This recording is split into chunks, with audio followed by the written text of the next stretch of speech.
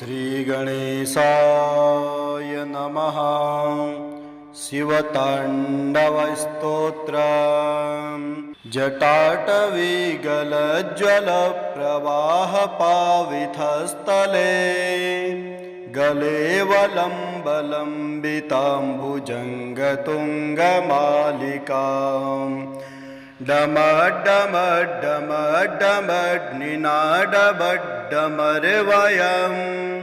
चकारचण्डताण्डवं तनोतु नः शिवा शिवम्। जटाकटाः सम्भ्रमं भ्रमन्निलिम्पनिर्झरी बिलोलबीचवल्लरी विराजमानमूर्धनि। धगद्धगद्धगज्ज्वलललाटपट्टपावके किशोरचन्द्रशेखरे रतिप्रतीक्षणं मम। धराधरेन्द्रनन्दिनी विलासबन्धबन्धुरा स्फुरद्दिगन्तसन्तति प्रमोदमानमानसे। कृपाकटाक्षधोरिणी निरुद्धधुरधुरापदे क्वचिद्दिगम्बरे मनो विनोदमेतुमस्तुनि। जटाभुजङ्गपिङ्गलस्फुरत्फणामणिप्रभा कदम्बकुङ्कुमद्रव प्रलिप्तदीप्तदुर्मुखे। मदान्धसिन्धरस्फुरत्तगोत्तरीयमेदुरे मनोविनोदमद्भुतं बिभर्तभूतभर्तरि। सहस्रलोचनप्रवर्त्य शेषलेखशेखरं प्रसूलधूलिधूरणि विधूसराङ्गपीठभो। भुजङ्गराजमालया निबद्धजाटजूटकः श्रिये चिराय जायतं चकोरबन्धुशेखरः। ललाटचत्वरज्ज्वलध्वनञ्जया स्फुलिङ्गभा निपीतपञ्चसायकं नमन्निलिम्पनायकम्। सुधामयूखलेखया विराजमानशेखरम् महाकपालिसम्पदे शिरोजटालमस्तु नः। करालभालपट्टिका धगद्धगद्धगज्ज्वला धनञ्जयाहुतिकृता प्रचण्डपञ्चसायके। धराधरेन्द्रनन्दिनी कुचाग्रचित्रपत्रका प्रकल्पनेकशिल्पनी त्रिलोचने रतिर्मम। नवीनमेघमण्डले निरुद्धधुर्धरस्फुरत् कुहूनिशीतनीतमः प्रबद्धबद्धकन्धरः। निलिम्पनिर्झरीधरस्तनोतु कृत्ति सिन्धुरः कलानिधानबन्धुरः श्रियज्जगद्धुरन्धरः। प्रफुल्लनीलपङ्कजा प्रपञ्चकालिमप्रभा वलम्बिकण्ठकन्दली रुचिप्रबन्धकन्धरम्। स्मरच्चिदं पुरच्चिदं भवच्चिदं मखच्चिदं गजाच्छिदान्धकच्छिदं तमन्तकच्छिदं भजे। अखर्वसर्वमङ्गला कलाकदम्बमञ्जरी रसप्रवाहमाधुरी वृजिम्भणा मद्रोभृताम्। स्मरान्तकं पुरान्तकं भवान्तकं मखान्तकं गजान्तकान्धकान्तकं तमन्तकान्तकं भजे जयत्वदभ्रबिभ्रमद्भ्रमद्भुजङ्गमश्वसा द्विनिर्ग्रमत्कर्मस्फुरत् करालभालहव्यवाट् धिमे धिमे धिमे ज्वल मृदङ्गतुङ्गमङ्गला ध्वनिक्रमप्रवर्तितः प्रचण्डताण्डवः शिवः दृशद्विचित्रकल्पयोर्भुजङ्गमौक्तिकस्रजो गरिष्ठरत्नलोष्टयो सुहृद्विपक्षपक्षयो तृणारविन्दुचक्षुषो प्रजामहि महीन्द्रयो समप्रवर्तितः कदा सदाशिवं भजाम्यहम् कदा निलिम्पनिर्झरे निकुञ्जकोटरेवसन् विमुक्तदुर्मतिः सदा शिरस्थमञ्जलिवहन् विलोललोललोचनो ललामभाललग्नकः शिवेति मन्त्रमुच्चरन् कदा सुखी भवाम्यहम् निलिम्पनाथनागरे कदम्बमौलिमल्लिका निगुम्भनिर्भरक्षरन् मधुस्निका मनोहरः तनोतु नो मनोमुदं विनोदिनी महर्निशां परश्रिया परं पदं तदङ्गजत्विषां च यः चण्डवाण्डवानलप्रभाशुभप्रचारिणी महष्टसिद्धिकामिनी जना वहूतजल्पना विमुक्तवामलोचना विवाहकालिकध्वनिः शिवेति मन्त्रभूषणा जगज्जयाय जायताम् इमं हि नित्यमेव मुक्तमुक्तमोक्तमस्तवं पठस्मरन् ब्रुवन्नरो विशुद्धमेति सन्ततम् हरे गुरो सुभक्तिमासु याति नान्यथाङ्गते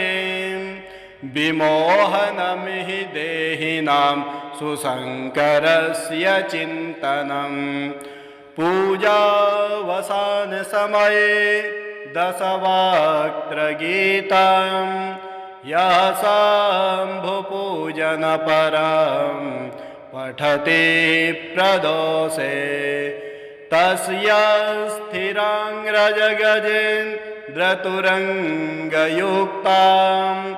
लक्ष्मीं सदैव सम्मुखे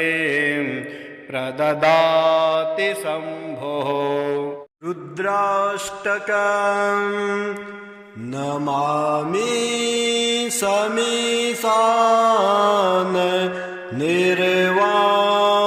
निर्वाणरूपं विभुं व्यापकं ब्रह्मवेदस्वरूपं निजं निर्गुणं निर्विकल्पं निरेहं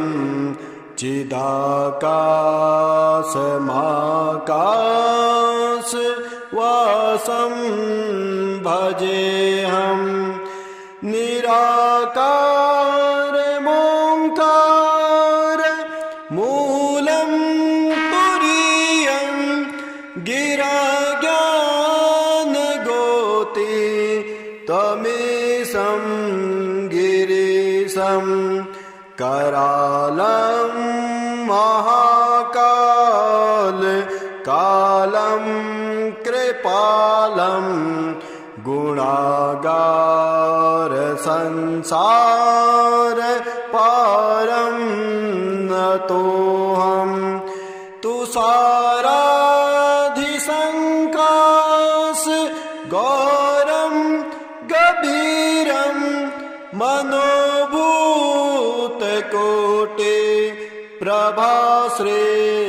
शरीरं स्मुरल्लोलिकल्लोलिनी चारुगङ्गा लसद्भालबालेन्दुकण्ठे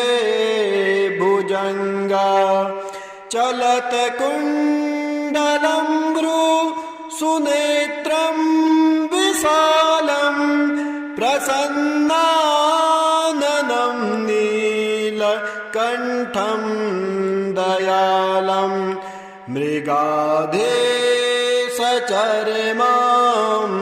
वरं मुण्डमालं प्रियं शङ्करं सर्वनाथं भजामि प्रचण्डं प्रकृष्टं प्रगल्भं परेशं मकण्डं अजं भानुकोटे प्रकाशं त्रयः सोलनिर्मूल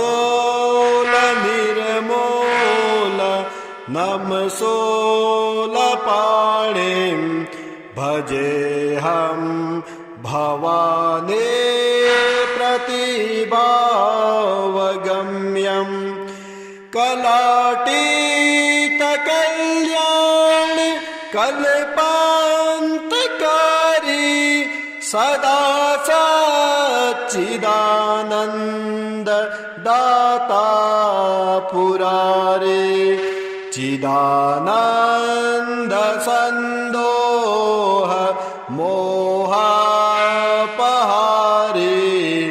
प्रसीद प्रसीद प्रभो मन्मथारे न यावत् उमानाथ पादारविन्दं भजन्ति हलोके परे वा नराणां न तावत् सुखं शान्ति सन्तापनाशं प्रसीद प्रभो सर्वभूतादिवासं न जानामि योगं जपं नैव पूजां न तोऽहं सदा सर्वदासं भूतोऽभ्यं जराजन्म दुःखौ जताताप्यमानं प्रभो पाहि आपन् नमामि सशम्भो नमामि सशम्भो नमामि सशम्भो प्रभो पाहि आपन् नमामि सशम्भो रुद्राष्टकमिदं प्रोक्तं विप्रेण हरतोषे ये पठन्ति नरा भक्त्या तेषां शम्भो प्रसीदते पार्वती वल्लभ नीलकण्ठाष्टकम् नमो भूतनाथं नमो देवदेवं नमः कालकालं नमो देव्यतेजः नमः कामभस्मं नमः शान्तशीलं भजे पार्वती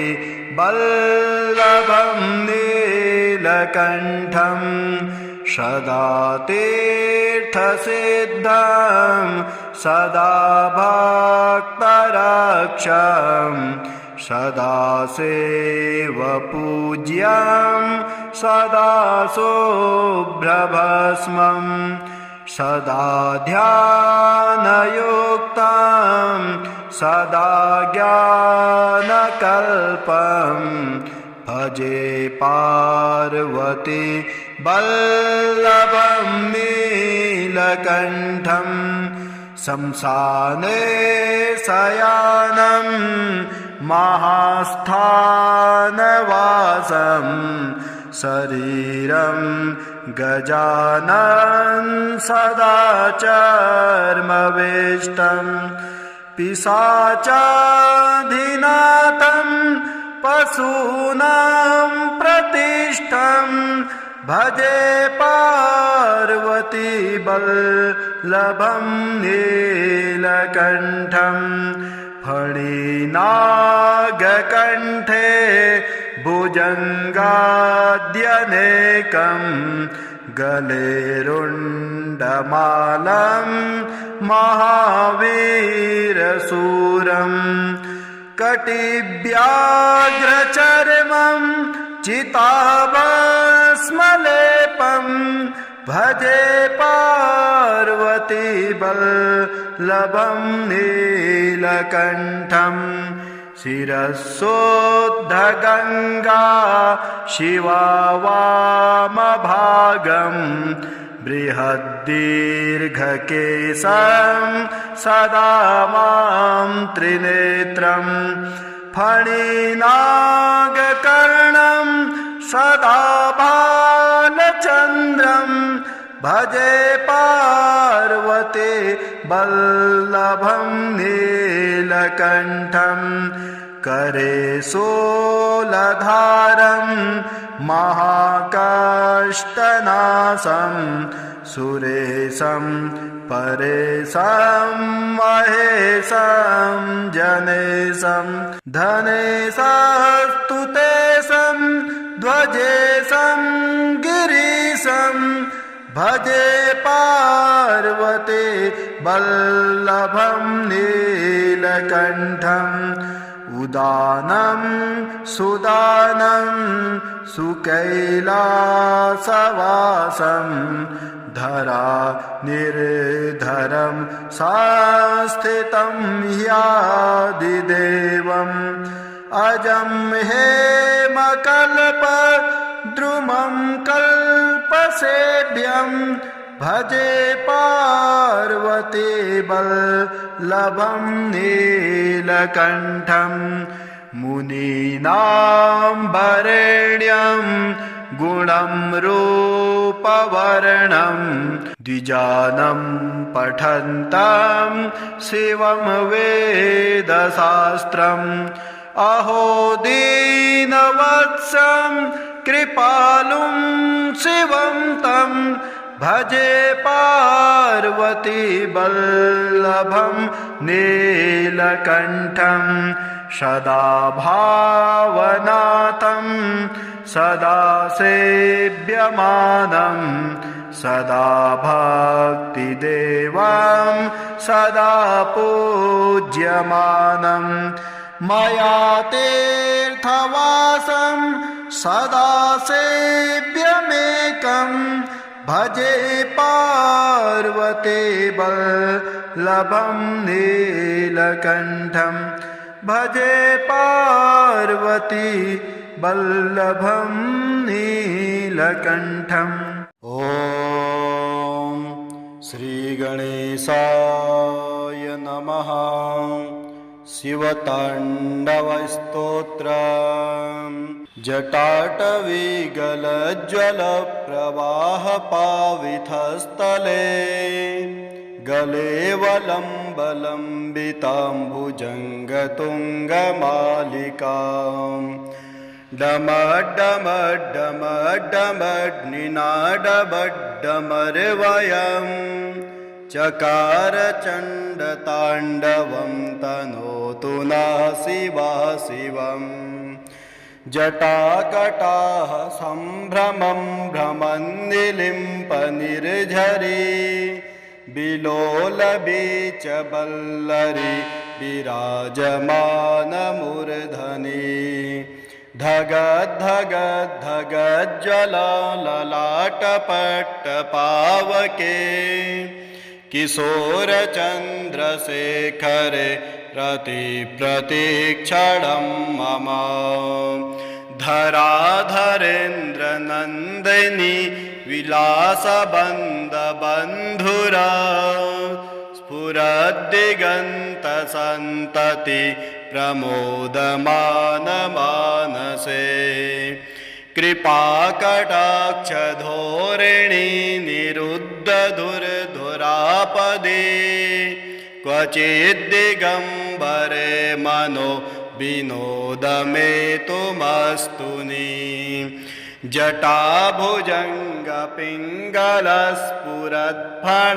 जटाभुजङ्गपिङ्गलस्फुरद्फणामणिप्रभा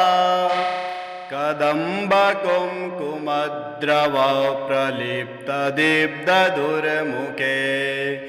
मदान्धसिन्धरस्फुरत्तगोत्तरीयमेदुरे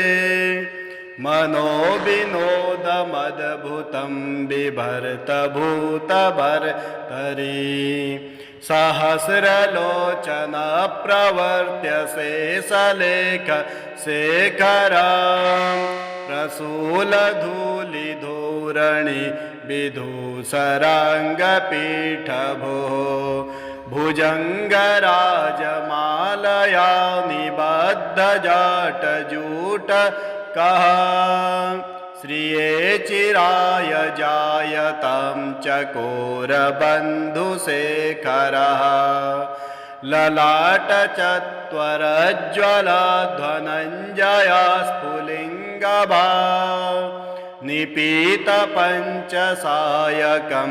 नमन्निलिम्पनायकम् सुधामयूखलेखया विराजमानशेखरम् महाकपालिसम्पदे शिरोजटालमस्तु नः करालभालपट्टिका धगद्धगद्धगज्ज्वला ध्वनञ्जयाहुतिकृता प्रचण्डपञ्चसायके धराधरेन्द्रनन्दिनी कुचाग्रचित्रपत्रका प्रकल्पनेक शिल्पने त्रिलोचने रतिर्ममा नवीनमेघमण्डले निरुद्धधुर्धरस्फुरात् कुहूनिशीतनीतमः प्रबद्धबद्धकन्धरः निलिम्पनिर्झरीधरस्तनोतु कृत्ति सिन्धुरः कलानिधानबन्धुरः श्रियज्जगद्धुरन्धरः प्रफुल्लनीलपङ्कजा प्रपञ्चकालिमप्रभा वलम्बिकण्ठकन्दली रुचिप्रबन्धकन्धरम् स्मरच्चिदं पुरच्चिदं भवच्चिदं मखच्चिदं गजाच्छिदान्धकच्छिदं तमन्तकच्छिदं भजे अखर्वसर्वमङ्गला कलाकदम्बमञ्जरी रसप्रवाहमाधुरी वृजिम्भणा मद्रोभृतं स्मरान्तकं पुरान्तकं भवान्तकं मखान्तकं गजान्तकान्धकान्तकं तमन्तकान्तकं भजे जयत्वदभ्रविभ्रमद्भ्रमद्भुजङ्गमश्वसा द्विनिर्ग्रमत्करमस्फुरत् करालभालहव्यवाट् धिमिद्धिमिद्धिमिज्ज्वला मृदङ्गतुङ्गमङ्गला ध्वनिक्रमप्रवर्तितः प्रचण्डताण्डवः शिवः दृशद्विचित्रकल्पयोर्भुजङ्गमौक्तिकस्रजो गरिष्ठरत्नलोष्टयो सुहृद्विपक्षपक्षयो तृणारविन्दुचक्षुषो प्रजामहि महीन्द्रयो समप्रवर्तितः कदा सदाशिवं भजाम्यहम् कदा निलिम्पनिर्झरे निकुञ्जकोटरे वसन् विमुक्तदुर्मतिः सदा शिरस्थमञ्जलिवहन् विलोललोललोचनो ललामभाललग्नकः शिवेति मन्त्रमुच्चरन् कदा सुखी भवाम्यहम् निलिम्पनाथनागरे कदम्बमौलिमल्लिका निगुम्भनिर्भरक्षरन् मधुस्निका मनोहरः तनोतु नो मनोमुदं विनोदिनी महर्निशां परश्रिया परं पदं तदङ्गजत्विषां च यः चण्डवाण्डवानलप्रभाशुभप्रचारिणी महष्टसिद्धिकामिनी जना वहूतजल्पना विमुक्तवामलोचना विवाहकालिकध्वनिः शिवेति मन्त्रभूषणा जगज्जयाय जायताम् इमं हि नित्यमेव मुक्तमुक्तमोक्तमस्तवाम् पठस्मरन् ब्रुवन्नरो विशुद्धमेति सन्ततम् हरे गुरो सुभक्तिमासु याति नान्यथाङ्गते विमोहनं हि देहिनां सुशङ्करस्य चिन्तनं पूजावसानसमये दशवक्त्रगीतं यः शम्भुपूजनपरं पठति प्रदोषे तस्य स्थिराङ्ग्रजगजेन्द्रतुरङ्गयुक्तां लक्ष्मीं सदैव सम्मुखे प्रददाति शम्भुः रुद्राष्टकं नमामि समीशान निर्वाणरूपं विभुं व्यापकं ब्रह्मवेदस्वरूपं निजं निर्गुणं निर्विकल्पं निरेहं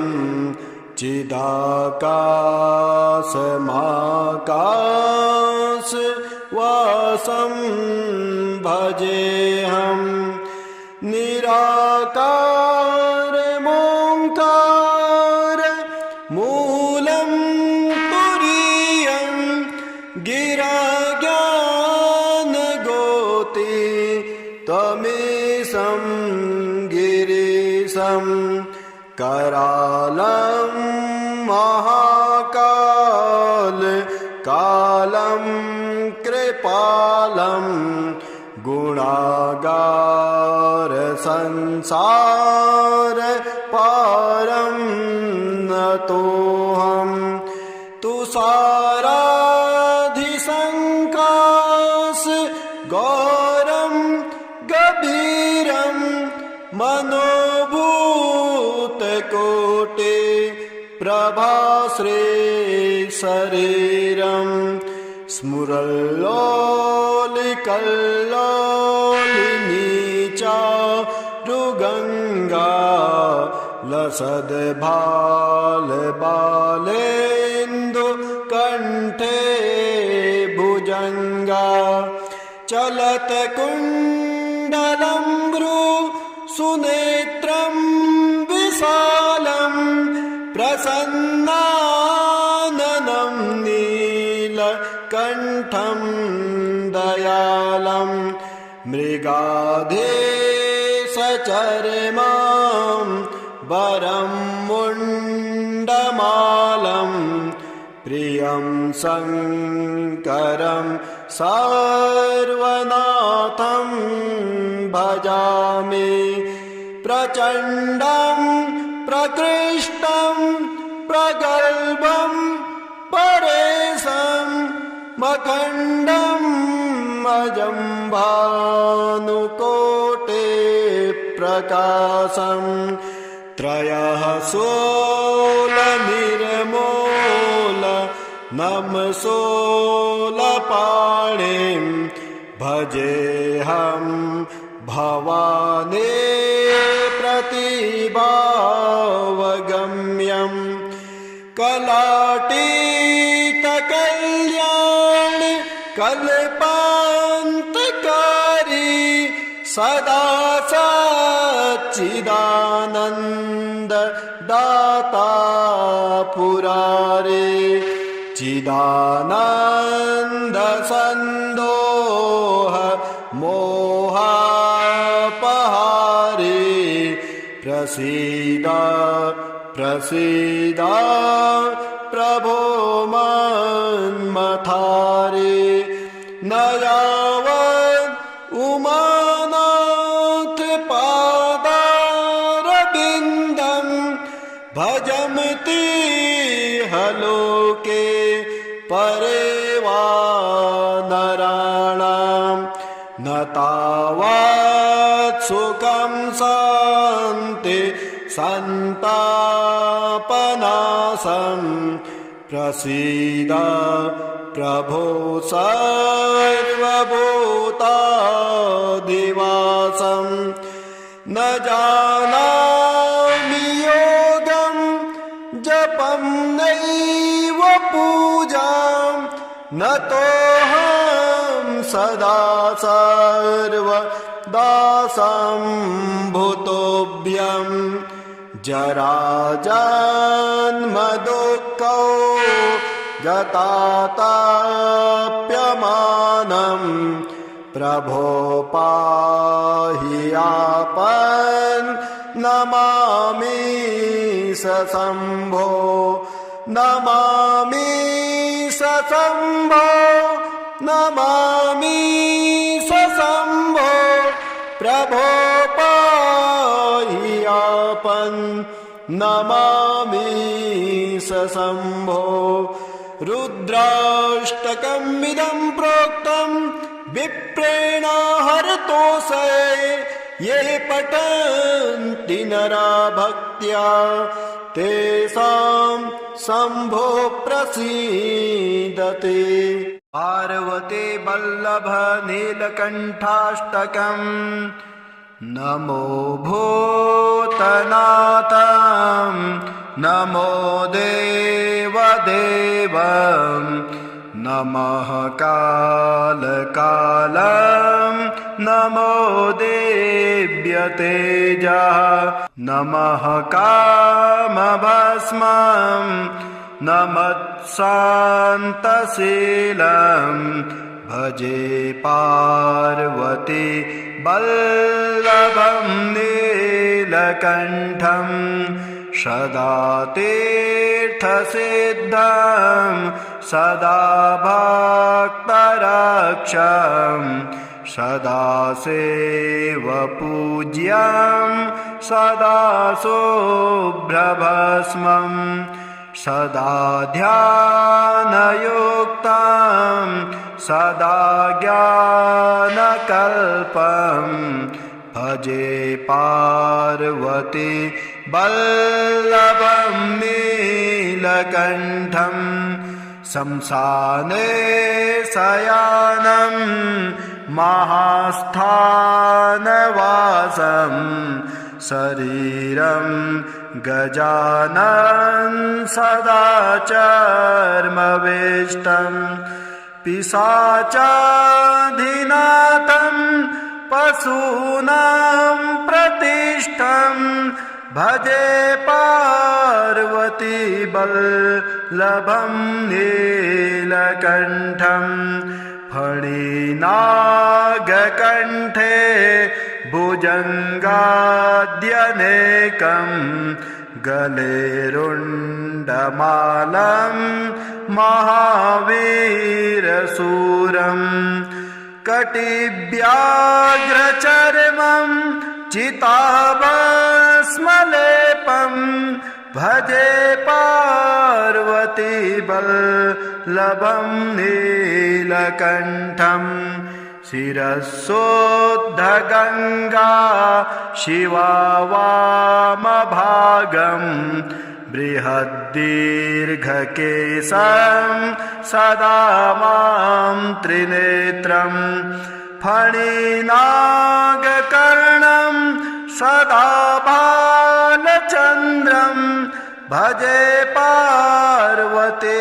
वल्लभं नीलकण्ठं करे शूलधारं महाकाष्ठनाशं सुरेशं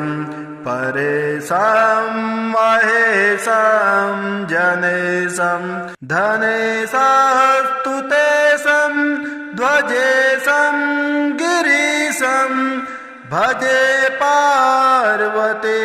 वल्लभं नीलकण्ठं उदानं सुदानं सुकैलासवासं